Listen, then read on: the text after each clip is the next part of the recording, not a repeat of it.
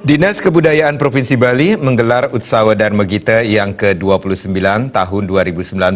Kegiatan yang dilaksanakan di Gedung Sirarnawa Taman Budaya Art Center diikuti oleh perwakilan dari masing-masing kabupaten dan kota seluruh Bali.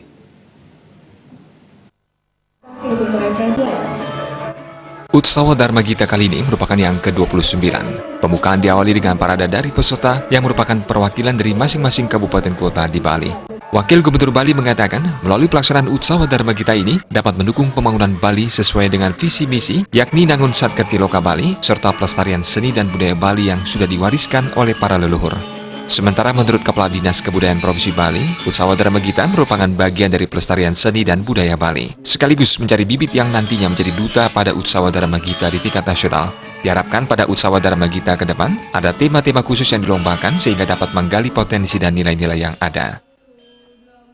Pelaksanaan Utsawa Dharma Gita 2019 yang ke-29 ini adalah mencari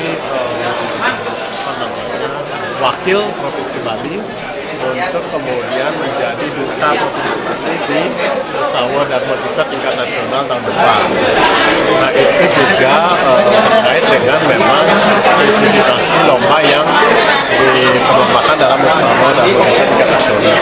Kalau ke depan kita harapkan ini ada tema khusus yang diusung tiap tahun, sehingga dengan tema khusus kan fokus bisa jadi sloka yang diambil yang berkenaan terkait dengan tema itu. Nah, intinya yang kita dapat apresiasi dari kegiatan Utsawa Dharma Gita ini kan tidak hanya olah vokal dalam pengertian artnya, tapi di sana juga menggali dan menyosialisasikan tentang konsep-konsep, nilai-nilai kearifan lokal yang terkandung di dalam karya-karya sastra itu. Nah, kita bisa lihat tadi